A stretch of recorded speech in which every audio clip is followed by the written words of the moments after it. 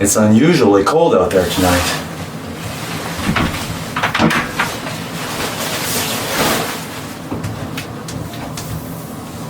Nice to have a nice warm sweater when you enter the house.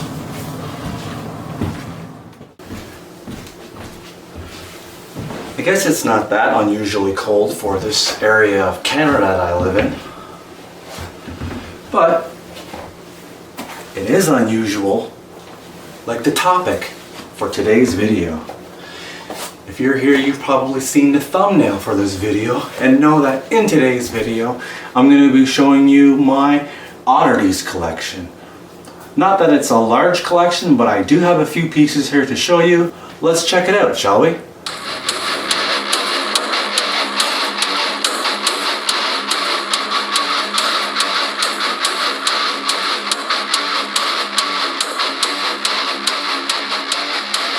So I had a gentleman in the local area here reach out to me and asked if I was interested in purchasing a human skull. I have had a human skull now here in my display case for a few years. But this gentleman reached out to me, asked, would I be interested? Well, I arranged a visit to his home. He had quite a few pieces for sale, and I ended up bringing the human skull home. So I'm gonna be showing you the two human skulls that I own here, but before I get to that, I want to show you a few other items that I have here on the wall, just pieces that I've also acquired over the years. And yeah, I keep those on the wall over here, which I'll show you now. Well, right here is a deer skull that I saw someone had in their front yard as I was walking my dog one day, and I asked about it and they just straight up gave it to me. So I took it home and mounted it on the wall here.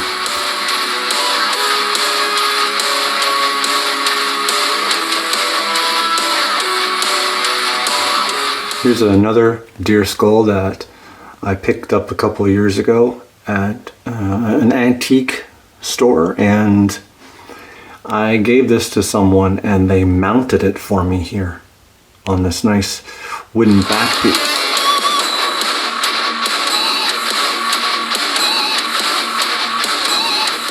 Then I have this bullhead that I bought from the Skull Store in Toronto, Ontario, Canada.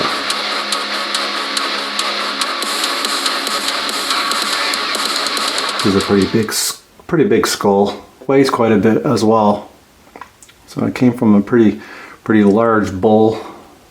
Right now it has my wife's grandmother's scarf draped over it.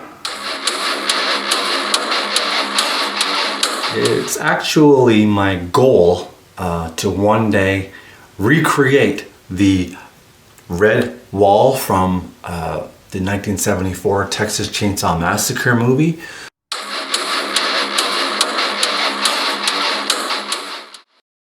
I'm going to try and create the steel door as well, if possible.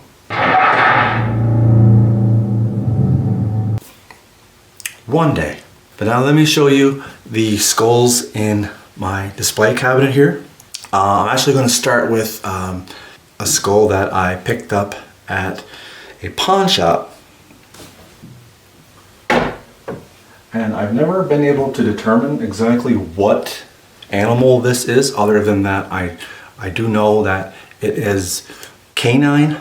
So it could be a dog, it could be a wolf, it could be a coyote.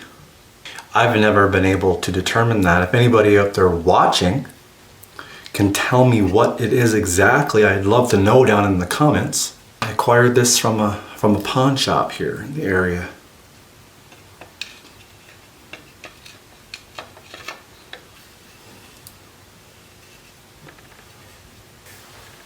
As for the first human skull that I picked up, it's this one right here.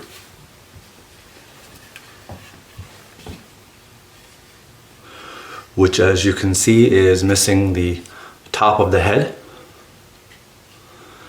It came with these hinges here on the sides. So this would have held the top of the head in place. There's 2 springs inside the jaw here. How I acquired this piece was from a collector here in Canada. A dentist owned this skull and many others.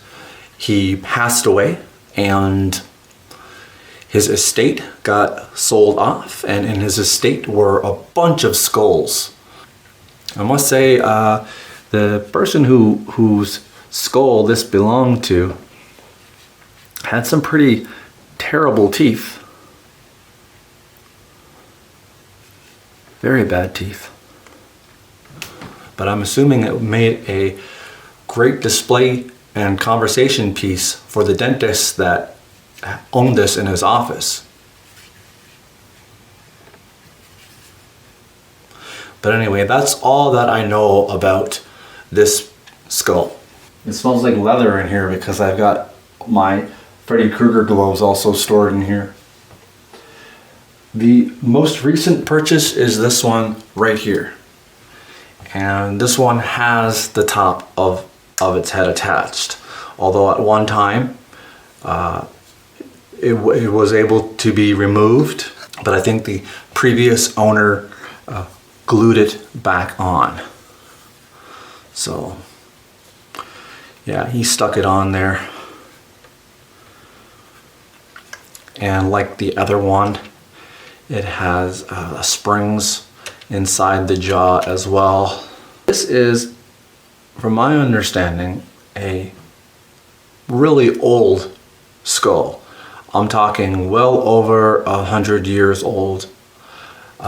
This is apparently from the late 1800s, and at one time belonged in the University of Calgary, or one of the universities of Calgary.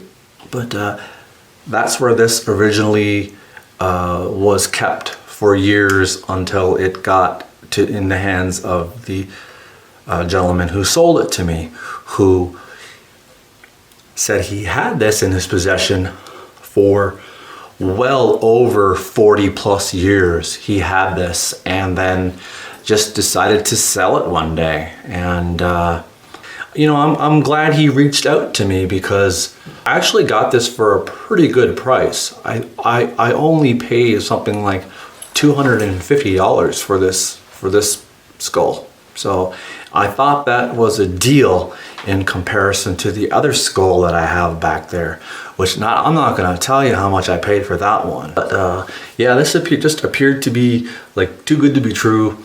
You know, like I said, he was getting rid of it. He wanted to downsize and reached out to me. And I'm noticing now that there's also holes here and here. So perhaps at one time there was a hinge here as well, like the other skull back there, which were all used for scientific purposes, medical purposes, you know, to teach anatomy, skeletal bone structure, and that sort of thing. Both of these are indeed the real deal, I can tell, because inside the nose there are like certain fibers that I'm pretty sure you can't replicate that, you know. And this one is also missing a lot of teeth. This guy is missing a lot of teeth.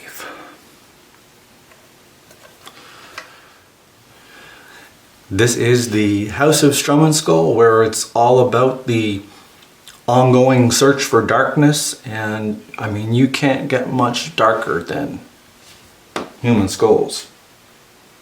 Thanks so much for watching, guys. Like I said, I hope you enjoyed the video.